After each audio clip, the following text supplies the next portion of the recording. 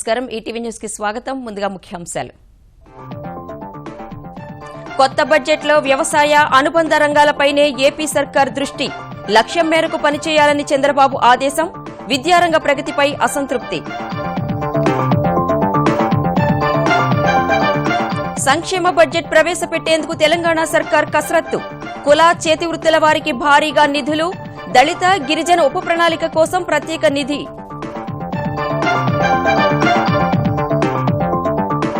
కల్వకుర్తి భీమా నెట్టెంపాడ్ కోయల్ సాగర్ ద్వారా 8 లక్షల ఎకరాలకు నీరు జూన్ కల్లా పనులు పూర్తి చేయాలని మంత్రి హరీష్ రావు ఆదేశం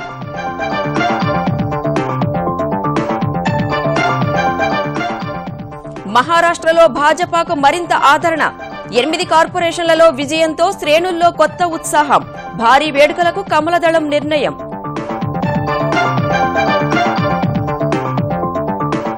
ముంబై ఓటరు తీర్పుతో పార్టీలో పొత్తు చర్చ మళ్లీ శివసేనతో కలిసి వెళ్లే యోచనలో భాజపా పాత మిత్రుడితో కూటమిపై స్పష్టతనివ్వని ఉద్దవ్ తెలుగు రాష్ట్రాల్లో శివరాత్రి శోభ వేకువజాము నుంచే శైవ క్షేత్రాలకు పోటెత్తుతున్న భక్తులు కైలాసనాథుడికి ప్రత్యేక పూజలు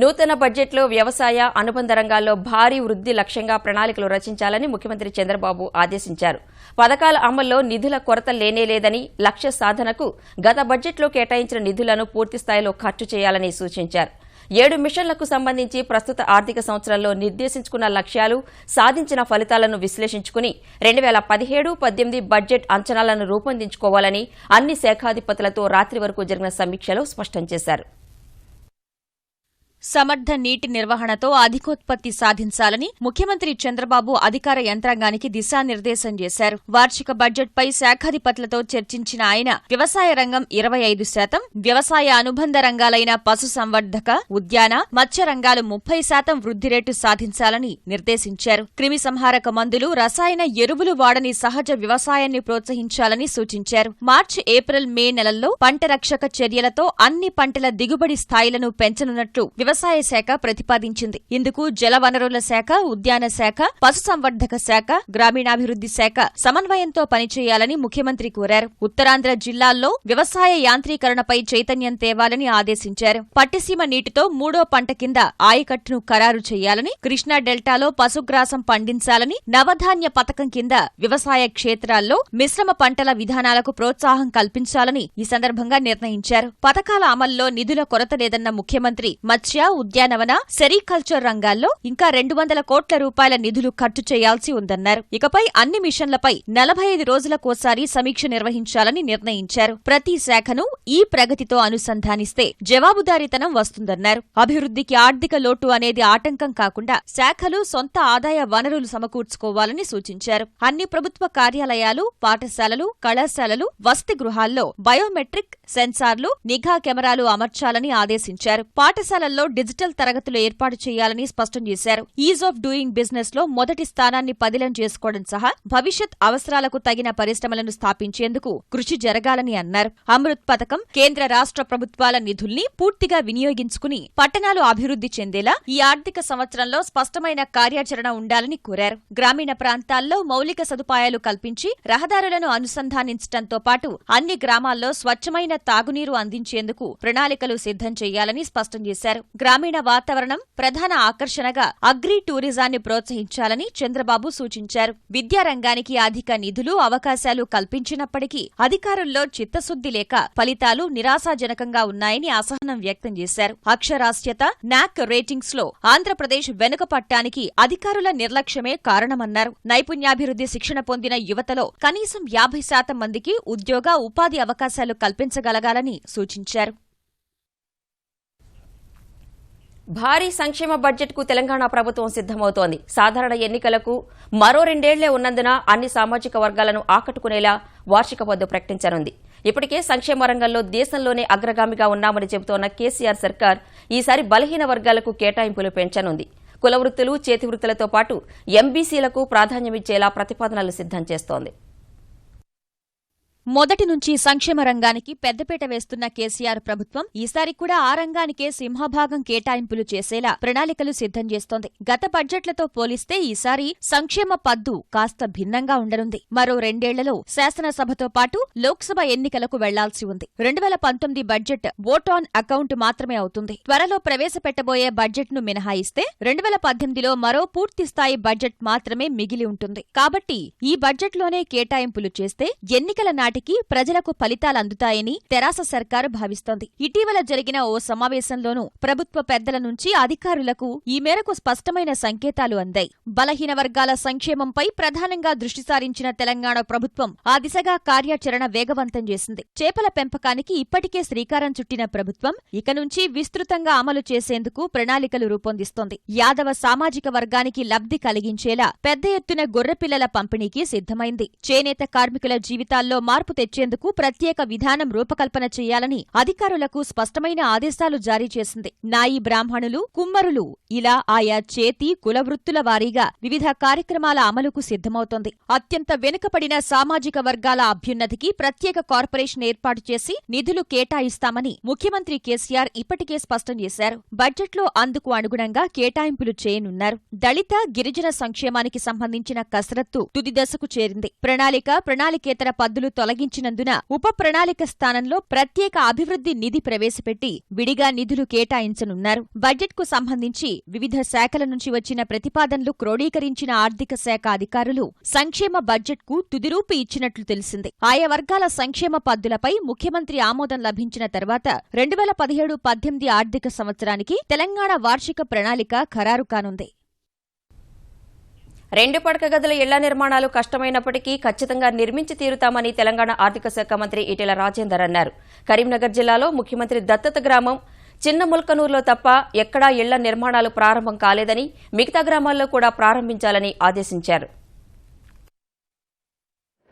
డబుల్ బెడ్రూమ్ కడితే 1 ఎకరం ఇచ్చినట్టుంటే అల్ల కట్టుకుందామా? నాకు తెలిసి ఏ ఊర్లో కూడా మీరు 40-50 కంటే ఎక్కువ కట్టే పరిస్థితి లేదు. ఎందుకంటే ఇవి చాలా కాస్ట్లీ ఇల్లు, అతి పేదరికంలో ఉన్న వాళ్ళకే ఇస్తాం కాబట్టి 1 ఎకరం భూమి కనుక అక్వైర్ చేయగలిగితే 25 ఇళ్ళు వచ్చే ఆస్కారం ఉంటుంది. 50 ఇళ్ళు కావాలంటే 2 ఎకరాలు ఉండేటువంటి ఆస్కారం ఉంది. మాక్సిమం 2 ఎకర్స్ కంటే ఎక్కువ మనకి ఇక్కడ అవసరం పడదు. కాబట్టి ఎమ్మెల్యేతో మీటింగ్ పెట్టి మీరు నేను చెప్పినటువంటి అన్ని కూడా ఐడెంటిఫై చేసుకొని ఇవి పూర్తి చేయడం ఒకటి. మహారాష్ట్ర స్థానిక సంస్థల ఎన్నికలు భారతీయ జనతా పార్టీకి నూతనోత్సాహాన్ని ఇచ్చాయి. ఒంటరిగా బరిలోకి దిగిన కమలదళం 10 నగరపాలక సంస్థలకు గాను 8ని కైవసం చేసుకుంది. శివసేనతో వచ్చిన విభేదాల కారణంగా విడిగా పోటీ చేసిన భాజపా అంచనాలకు మించి సత్తా చాటింది. దేశంలోనే అత్యంత ధనిక నగరపాలక సంస్థ బృహన్ ముంబై మున్సిపల్ కార్పొరేషన్ ఎన్నికల్లో కేవలం 2 స్థానాల తేడాతో 2వ స్థానంలో నిలిచిన భాజపా థాక్రే పార్టీకి గట్టి పోటీనిచ్చింది. కాంగ్రెస్, ఎన్సీపీ, ఎంఎన్ఎస్ ఈ ఎన్నికల్లో పెద్దగా ప్రభావం చూపలేకపోయాయి. మహారాష్ట్ర స్థానిక ఎన్నికల్లో భారతీయ జనతా పార్టీ అద్భుత ఫలితాలను సాధించింది. ఒంటరిగా పోటీ చేసి అందరి అంచనాలు తలకిందులు చేసింది. 10 నగరపాలక సంస్థలకు జరిగిన ఎన్నికల్లో 8 చోట్ల తిరుగులేని ఆధిపత్యాన్ని కనబర్చింది. ముంబైలో 2వ స్థానంలో, ఠానేలో 3వ స్థానంలో నిలిచింది. బృహన్ ముంబైలో శివసేనకు గట్టిపోటీ ఇచ్చిన కమలదళం 82 చోట్ల విజయ బావుటా ఎగురవేసింది. ఫలితంగా గత ఎన్నికలతో పోలిస్తే 51 స్థానాలను అదనంగా గెలుచుకుంది. శివసేన 84 సీట్లతో అతిపెద్ద పార్టీగా నిలిచింది. 25 ఏళ్లుగా ఠానే మున్సిపల్ కార్పొరేషన్ పగ్గాలు అందుకుంటున్న శివసేన మరోసారి ప్రత్యర్థులను చిత్తు చేసింది. 131 వార్డుల్లో 67 సాధించింది. ఇక్కడ 34 సీట్లు గెలిచిన ఎన్సీపీ ద్వితీయ స్థానంలో ఉంటే 23 స్థానాలతో భాజపా 3వ స్థానంలో నిలిచింది. కాంగ్రెస్, స్వతంత్రులు 4 చోట్ల విజయం సాధించారు. ఎన్సీపీ కంచుకోట పుణేను కమలదళం పగలకొట్టింది. 162 సీట్లకు 98 సాధించి తొలిసారిగా పుణేలో విజయ గీతం ఆలపించింది. ఎన్సీపీ 38 స్థానాలతో సరిపెట్టుకుంది. శివసేన 10, కాంగ్రెస్ 9, ఎంఎన్ఎస్ 2, ఎంఐఎం 1, స్వతంత్రులు 4 సీట్లు సాధించారు. పుణేకు సమీపంలోని పారిశ్రామిక వాడలైన పింప్రీ చిన్వాడ్లోనూ భాజపా గెలిచింది. 128 సీట్లకు గాను 78 చోట్ల కమలనాథులు Jayabheri మోగించారు. NCP 35, Shiv Sena 9, MNS 1 seat సాధిస్తే కాంగ్రెస్ ఖాతా తెరవలేకపోయింది. స్వతంత్రులు 5 స్థానాల్లో విజయ కేతనం ఎగురవేశారు. మహారాష్ట్ర ముఖ్యమంత్రి ఫడణవీస్, కేంద్ర మంత్రి నితిన్ గడ్కరీ సొంత నగరమైన నాగ్పూర్లోనూ భాజపా విజయఢంకా మోగించింది. 151 స్థానాల్లో 108 మంది అభ్యర్థులు గెలవగా కాంగ్రెస్ 29, బీఎస్పీ 10, శివసేన నుంచి 2, ఎన్సీపీ తరపున ఒక్కరే నెగ్గారు. రాజ్ ఠాక్రే పట్టున్న నాసిక్లోనూ భాజపా తడాఖా చూపించింది. 122 స్థానాలకు గాను 67 మందిని గెలుచుకుంది. శివసేన 34 చోట్ల విజయం సాధించగా కాంగ్రెస్, ఎన్సీపీ 6 స్థానాలకే పరిమితమయ్యాయి. 78 స్థానాలున్న ఉల్హాస్ నగర్లో భాజపా తరపున 32 మంది గెలవగా శివసేన 25, స్వతంత్రులు 16, ఎన్సీపీ నుంచి 4, కాంగ్రెస్ నుంచి ఒక్కరే విజయం సాధించారు. కాంగ్రెస్ సీనియర్ నేత, మాజీ మంత్రి సుశీల్ కుమార్ షిండేకి పట్టు ఉండే సోలాపూర్లోనూ భాజపా తిరుగులేని విజయాన్ని సొంతం చేసుకుంది. అక్కడి కార్పొరేషన్ ఎన్నికల్లో 102 స్థానాల్లో 49 గెలుచుకుంది. శివసేన 21 స్థానాలు, కాంగ్రెస్ 14, ఎంఐఎం 9, ఎన్సీపీ, బీఎస్పీ చెరో 4 స్థానాల్లో నిలిచాయి. సిపిఎం 1 స్థానం గెలుచుకుంది.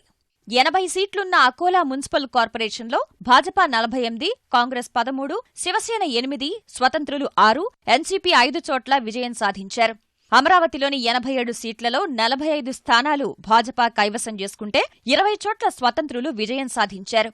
కాంగ్రెస్ 15, శివసేన 7 స్థానాల్లో విజయం సాధించింది. జిల్లా పరిషత్ ఎన్నికల్లోనూ కమలదళం సత్తా చాటింది.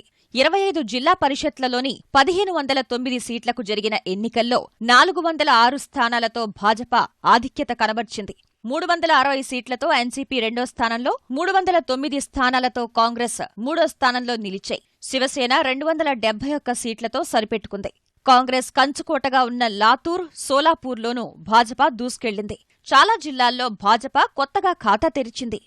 స్థానిక సంస్థల ఎన్నికల్లో మహారాష్ట్ర ఓటర్లిచ్చిన తీర్పునకు ప్రధాని నరేంద్ర మోదీ ప్రజలకు కృతజ్ఞతలు తెలిపారు.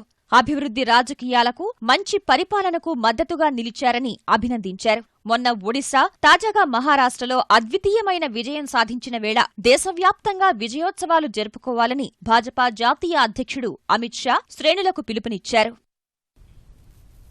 బృహన్ ముంబై కార్పొరేషన్ ఎన్నికల్లో వేర్వేరుగా పోటీ చేసిన భాజపా, శివసేన నువ్వా నేనా అన్న రీతిలో పోటీ పడ్డాయి. ఏ పార్టీ మెజార్టీ సంఖ్యను సాధించలేకపోవడంతో హంగ్ ఏర్పడింది. ఎన్నికల అనంతర పొత్తుపై ఏ పార్టీ స్పష్టమైన ప్రకటన చేయకున్నా ఇరు వర్గాలు అందుకు తగ్గ ప్రయత్నాలు ముమ్మరం చేశాయి. బృహన్ ముంబై కార్పొరేషన్ ఎన్నికలు టీ20 క్రికెట్ మ్యాచ్ ను తలపించాయి. ఎవరు పైచేయి సాధిస్తారన్న ఉత్కంఠ ఆఖరి వరకు కొనసాగింది. చివరకు 84 స్థానాలు సాధించిన శివసేన అతిపెద్ద పార్టీగా అవతరించగా 82 సీట్లతో భారతీయ జనతా పార్టీ రెండో అతిపెద్ద పార్టీగా నిలిచింది. అయితే మేయర్ పీఠాన్ని దక్కించుకునేందుకు అవసరమైన 114 వార్డులు ఎవరికీ రానందున హంగ్ తప్పనిసరైంది. ఈ నేపథ్యంలో దేశంలోనే సంపన్న నగరపాలక సంస్థ అయిన బీఎంసీ పీఠాన్ని ఏ కూటమి దక్కించుకుంటుందనే చర్చ సాగుతోంది. సీట్ల సర్దుబాటులో వచ్చిన విభేదాలతో బీఎంసీ ఎన్నికల్లో శివసేన, భాజపా వేర్వేరుగా పోటీ చేశాయి. 2012 ఎన్నికలతో పోల్చితే భాజపా, శివసేన పుంజుకోగా మిగిలిన పక్షాలు చతికిలపడ్డాయి. గత ఎన్నికల్లో భాజపా, శివసేన కలిసి పోటీ చేసి బీఎంసీ పీఠాన్ని కైవసం చేసుకున్నాయి. అప్పట్లో శివసేన 75, భాజపా 31 స్థానాలు గెలుపొందాయి. తాజాగా శివసేన 9 స్థానాలు, భాజపా ఏకంగా 51 స్థానాలు అదనంగా దక్కించుకుంది. కాంగ్రెస్ గత ఎన్నికల్లో 52 స్థానాలు గెలుపొందగా ఈసారి 31కే పరిమితమైంది. పీఠాన్ని దక్కించుకునే ఆధిక్యం ఏ పార్టీకి రానందున ఎవరితో కలుస్తారు అనే ఆసక్తి నెలకొంది. పాతమిత్రులే చేతులు కలుపుతారని కొందరు విశ్లేషిస్తుంటే కొత్త చెలిమేమైనా చిగురిస్తుందేమోననే విశ్లేషణలు వినిపిస్తున్నాయి. అవకాశాన్ని వదులుకుంటే మొదటికే మోసం వస్తుందని భాజపా భావిస్తోంది. పొత్తుపై అధికారికంగా ఎలాంటి ప్రకటన రానప్పటికీ శివసేనతో కలిసేందుకు సిద్ధమని నేతలు చెప్తున్నారు. విభేదాలు మరచి పాతమిత్రులు చేతులు కలిపితే ప్రజలకు సుపరిపాలన అందించవచ్చని భాజపా సీనియర్ నేత, ఫడణవీస్ ప్రభుత్వంలో మంత్రి చంద్రకాంత్ పాటిల్ అభిప్రాయపడ్డారు. వాస్తవ పరిస్థితులు అర్థం చేసుకుని శివసేన పట్టు వీడాలని ఆయన విజ్ఞప్తి చేశారు. ఇదే విషయంపై ముఖ్యమంత్రి ఫడణవీస్ ను ప్రశ్నించగా అధిష్టానంతో చర్చించి నిర్ణయం తీసుకుంటామని తెలిపారు. బీఎంసీలో సాధించిన విజయంపై హర్షం వ్యక్తం చేసిన ఉద్దవ్ ఠాక్రే పొత్తులపై స్పష్టత ఇవ్వలేదు. ఎన్నికల అనంతర స్నేహంపై తొందరెందుకని ప్రశ్నించిన ఆయన త్వరలోనే ఓ నిర్ణయాన్ని వెల్లడిస్తామన్నారు. మేయర్గా శివసేన నాయకుడే ఉంటారని ఉద్దవ్ స్పష్టం చేశారు. భాజపా, శివసేన మళ్లీ కలవడంపై స్పష్టత ఇవ్వనప్పటికీ జరుగుతున్న ప్రచారాన్ని మాత్రం ఇరు పార్టీలు ఖండించటం లేదు. ఆదివారం జరగనున్న గ్రూప్ 2 ప్రాథమిక పరీక్షకు అన్ని ఏర్పాట్లు పూర్తి చేశామని Andhra Pradesh public service commission chairman Uday Bhaskar తెలిపారు. ఏపీలోని 13 జిల్లాలు సహా హైదరాబాద్లో కేంద్రాలు కలిపి 1462 కేంద్రాల్లో పరీక్ష జరుగుతుందని చెప్పారు. ఉదయం 9 గంటల నుంచే పరీక్షా గదిలోకి అనుమతిస్తామన్న ఆయన ప్రత్యేక బస్సులు ఏర్పాటు చేయాలని ఆర్టీసీని కోరినట్లు తెలిపారు. హాల్ టికెట్తో పాటు ఏదైనా గుర్తింపు కార్డు తీసుకురావాలని ఏపీపీఎస్సీ చైర్మన్ సూచించారు. అలాగే మాల్ ప్రాక్టీసెస్ జరగకుండా ఎవరైనా చేయడానికి ట్రై చేస్తే 97 మాల్ ప్రాక్టీసెస్ యాక్ట్ ఉంది, దాని ప్రకారమే కాకుండా రీసెంట్గా గవర్నమెంట్ స్పెషల్ రెగ్యులేషన్స్ కూడా ఏపీపీఎస్సీకి జారీ చేయడం జరిగింది. ఏపీపీఎస్సీ పోలీసులు కానీ వాళ్ళు తీసుకునే చర్యలతో పాటు కమిషన్ కూడా వేరే రకమైన చర్యలు తీసుకోవడానికి ప్రభుత్వం మమ్మల్ని ఆథరైజ్ చేసింది. పాలమూరు ప్రాజెక్టులను యుద్ద ప్రాతిపదికన పూర్తి చేసి ఖరీఫ్లో 8 లక్షల ఎకరాలకు సాగునీరు అందించాలని తెలంగాణ నీటిపారుదల శాఖ మంత్రి హరీష్ రావు ఆదేశించారు. కల్వకుర్తి, భీమా, నెట్టెంపాడ్, కోయిల్ సాగర్ ప్రాజెక్టుల పనుల పురోగతిపై జలసౌధలో సమీక్షించిన ఆయన జూన్ కల్లా పనులు పూర్తి చేసి జులైలో నీరివ్వాలని స్పష్టం చేశారు. కల్వకుర్తి నుంచి 4 లక్షల ఎకరాలకు భీమా, నెట్టెంపాడు ద్వారా 2 లక్షల చొప్పున కోయిల్ సాగర్ నుంచి 50,000 ఎకరాలకు నీరందించాలని హరీష్ నిర్దేశించారు. ప్రతి పక్షం రోజులకో మారు పనుల పురోగతిని సమీక్షించాలని, నిర్దేశిత గడువులోగా పనులు చేయని గుత్తేదారులపై చర్యలు తీసుకోవాలని ఇంజనీర్లను ఆదేశించారు. భూసేకరణ ప్రక్రియ త్వరగా పూర్తి చేయాలని కోరారు. ప్రాజెక్టుల డిస్ట్రిబ్యూటరీల కాలువలు, ఫీల్డ్ ఛానల్స్ ను తనిఖీ చేసి కాలువల్లో ఉన్న గడ్డి, రాళ్లు, ఇతర అడ్డంకులు తొలగించాలని సూచించారు. 4 ప్రాజెక్టుల పూర్తికి నిధుల కేటాయింపులో అధిక ప్రాధాన్యమిస్తున్నట్లు హరీష్ రావు తెలిపారు. తెలంగాణ రాష్ట్రంలో సాగుకు యోగ్యంగా ఉన్న ప్రతి ఎకరాకు సాగునీరు అందించడం ఖాయమని తెలంగాణ ఐటీ పరిశ్రమల శాఖ మంత్రి తారక రామారావు స్పష్టం చేశారు. రాజన్న సిరిసిల్ల జిల్లాలోని తంగళ్లపల్లి మండలంలో వేర్వేరు అభివృద్ది కార్యక్రమాలను ప్రారంభించిన ఆయన 9 నెలల్లో సిరిసిల్ల నియోజకవర్గమంతా ఇంటింటికి నల్లా నీరు అందిస్తామన్నారు. నిరుపేదలకు సంక్షేమ పథకాలను అమలు చేస్తూనే అభివృద్ది దిశగా తెలంగాణ ప్రభుత్వం ముందుకు వెళుతుందన్నారు. ఈ మధ్యలో ఈ నక్కవాగు ప్రాజెక్టు కానీ మొత్తం ఈ ప్రాంతం మొత్తాన్ని సస్యశ్యామలం చేసేందుకు ప్రతి చెరువు కూడా లింక్ ఇచ్చి ఆ చెరువులను నింపే కార్యక్రమాన్ని కూడా చేసుకుంటా ఉన్నాం. నీళ్లు ఇచ్చే ముచ్చట మాత్రం పక్క, నీళ్లు ప్రతి ఎకరానికి నీళ్లు ఇచ్చే విధంగా ఆ కార్యక్రమం చేయడం కూడా పక్క. మహాశివరాత్రి పర్వదినం సందర్భంగా దేశవ్యాప్తంగా ఆధ్యాత్మిక సందడి నెలకొంది. తెల్లవారుజాము నుంచే శ్రీశైల క్షేత్రానికి పోటెత్తిన భక్తులు పాతాళగంగ పుష్కర ఘాట్లో పుణ్యస్నానాలు ఆచరించి స్వామి దర్శనానికి బారులు తీరారు. చిత్తూరు జిల్లాలో శ్రీకాళహస్తీశ్వర ఆలయం భక్తులతో కిటకిటలాడుతోంది. తూర్పుగోదావరి జిల్లాలోని శైవ క్షేత్రాల్లో నీలకంఠుని దర్శనానికి భక్తులు బారులు తీరారు. గుంటూరు జిల్లాలోని కోటప్పకొండ, అమరావతి, పెదకాకాని ఆలయాల్లో అధిక రద్దీ నెలకొంది. వేములవాడలో వైభవంగా మహాశివరాత్రి వేడుకలు జరుగుతున్నాయి. భారీ సంఖ్యలో భక్తులు స్వామి దర్శనం కోసం వేచి ఉన్నారు. భక్తుల రద్దీ దృష్ట్యా ఆర్జిత సేవలు రద్దు చేశారు. హన్మకొండ 1000 స్తంభాల ఆలయంలో తెల్లవారుజాము నుంచే ప్రత్యేక పూజలు చేస్తున్నారు. నల్గొండ జిల్లాలోని ఛాయా సోమేశ్వర ఆలయం, పచ్చల సోమేశ్వర ఆలయంలో ప్రత్యేక పూజలు నిర్వహిస్తున్నారు. కీసరగుట్టకు భారీ సంఖ్యలో భక్తులు పోటెత్తారు. నమః శివాయ నమః శివాయ హర హర శివ శివ నమః శివాయ నమః శివాయ నమః శివాయ హర హర శివ శివ నమః శివాయ. ప్రత్యేక తెలంగాణ రాష్ట్రం సిద్దిస్తే మొక్కులు తీర్చుకుంటానని పలు దేవతలకు మొక్కుకుని ఒక్కొక్క మొక్కు తీరుస్తున్న ముఖ్యమంత్రి కేసీఆర్ ఇవాళ మహబూబాబాద్ జిల్లాలోని భద్రకాళి సమేత కురవి వీరభద్రస్వామిని దర్శించుకోనున్నారు. శివరాత్రి పర్వదినం సందర్భంగా కురవికి విచ్చేస్తున్న కేసీఆర్ భద్రకాళి సమేత వీరభద్రస్వామి వారికి బంగారు మీసాలు సమర్పించనున్నారు. ముఖ్యమంత్రి పర్యటన సందర్భంగా జిల్లా యంత్రాంగం ఏర్పాట్లు పూర్తి చేసింది. భక్తులకు ఎలాంటి ఇబ్బందులు కలగకుండా పటిష్ట చర్యలు తీసుకున్నారు. వారి రాక సందర్భంగా భారీ ఏర్పాట్లు చేస్తున్నాం. అన్ని రకాల ఏర్పాట్లు చేసి ఇటు ముఖ్యమంత్రి గారికి అటు భక్తులకు కూడా ఇటువంటి సౌకర్యం జరిగే విధంగా కార్యక్రమాలు చేస్తున్నాం. ముఖ్యమంత్రి గారికి వేలాది మందితో ఘనమైన స్వాగతం కూడా పలకబోతున్నాం. బంగారు కోర మీసాలు స్వయంగా వచ్చి సమర్పిస్తున్నారు. లక్షల్లో ఒకరికి ఉండే అలగిల్లే సిండ్రోమ్ అనే జన్యుపరమైన వ్యాధితో బాధపడుతున్న 5 ఏళ్ల చిన్నారికి విజయవంతంగా శస్త్రచికిత్స నిర్వహించి పునర్జన్మ కల్పించారు హైదరాబాద్ జూబ్లీహిల్స్లోని అపోలో ఆసుపత్రి వైద్యులు. అలగిల్లే సిండ్రోమ్ వ్యాధి ప్రభావం వల్ల చిన్నారి గుండె, కాలేయం పూర్తిగా దెబ్బతింది. అంతేగాక డి విటమిన్ లోపంతో చిన్నారి రికెట్స్ వ్యాధి బారిన పడింది. ఇలాంటి అరుదైన వ్యాధికి అపోలో ఆసుపత్రి వైద్యులు గుండె, కాలేయం రెండింటికి ఒకే సమయంలో శస్త్రచికిత్స విజయవంతంగా నిర్వహించారు. ప్రస్తుతం పాప ఆరోగ్యంగా బాగుందని తల్లిదండ్రులు సంతోషం వ్యక్తం చేశారు. సిండ్రోమ్ అనేది అది లైఫ్ లాంగ్ అది ఉంటుంది. బట్ ఈ సర్జరీల వల్ల ఆమె బతకగలుగుతుంది. సర్జరీలు చేయకపోతే ఆమె చనిపోయేది, డెఫినెట్ గా చనిపోయేది. ఈ సర్జరీల వల్ల మనం ఆయాసం రాకుండా నడవగలగడము, తన పని తను చేసుకోవడం అవన్నీ చేయగలుగుతాం. అది సిండ్రోమ్ అనేది జీన్స్ ద్వారా, క్రోమోజోమ్స్ ద్వారా వచ్చింది. సో అది లైఫ్ లాంగ్ ఉంటుంది. దాని నుంచి మళ్ళీ రికరెంట్ అనేది ఏమి ఉండదు. ఓకే, మనం చూసుకోగలిగిన లివర్, హార్ట్ అవన్నీ కరెక్ట్ గా చూసుకొని మంచి మేనేజ్ చేసుకుంటే most of the time life long medicines వాడాల్సి ఉంటుంది. అమెరికా నుంచి భారతీయుల్ని వెనక్కి పంపితే ఆ దేశానికి ఆర్థిక నష్టంతో పాటు విజ్ఞానవంతులను కోల్పోయే ప్రమాదం ఉందని నాస్కాం పూర్వ అధ్యక్షుడు బీవీఆర్ మోహన్ రెడ్డి అభిప్రాయపడ్డారు. వివిధ రకాల వీసాలపై వెళ్లిన వారంతా సక్రమంగా వెళ్లిన వారేనని, వారి విషయంలో ఆందోళన అవసరం లేదన్నారు. ఒకవేళ భారతీయ ఉద్యోగులను బలవంతంగా వెనక్కు పంపినా వారి సేవలను మెరుగైన రీతిలో వినియోగించుకునేందుకు కేంద్ర ప్రభుత్వం ప్రణాళిక రూపొందిస్తోందని స్పష్టం చేశారు. రైతు ఆత్మహత్యల అంశంపై గుజరాత్ శాసనసభ బడ్జెట్ సమావేశాల్లో అధికార, విపక్ష సభ్యులు బాహాబాహీకి దిగారు. 2 ఏళ్లలో జునాగఢ్, అమ్రేలీ జిల్లాల్లో చనిపోయిన రైతులు ఎంతమందని కాంగ్రెస్ సభ్యుడు పరేష్ ధనాని ప్రభుత్వాన్ని ప్రశ్నించారు. ఆ 2 జిల్లాల్లో గత 2 ఏళ్లలో ఏ ఒక్క రైతు చనిపోలేదని గుజరాత్ వ్యవసాయ శాఖ మంత్రి చిమన్ సపారియా వివరణ ఇచ్చారు. సంతృప్తి చెందని ధనాని మరో కాంగ్రెస్ సభ్యుడు మంత్రితో వాగ్వాదానికి దిగారు. పరిస్థితి చేయి దాటిపోతుందని గ్రహించిన సభాపతి సభను వాయిదా వేసి వెళ్లిపోయారు. అయినా సభ్యులు శాంతించకపోయేసరికి మార్షల్స్ రంగప్రవేశం చేసి కాంగ్రెస్ సభ్యులను బయటకు తీసుకువెళ్లేందుకు యత్నించారు. ఈ క్రమంలోనే కాంగ్రెస్ సభ్యుడొకరు మంత్రిపైకి దూసుకువచ్చారు. మరో మంత్రి ఆయన్ని అడ్డగించారు. ఈ పెనుగులాటలో కాంగ్రెస్ సభ్యుడు మహిళా మంత్రిపై పడ్డారు. ఈ ఘర్షణలో 2 మంత్రులు, కాంగ్రెస్ సభ్యుడు గాయపడ్డారు.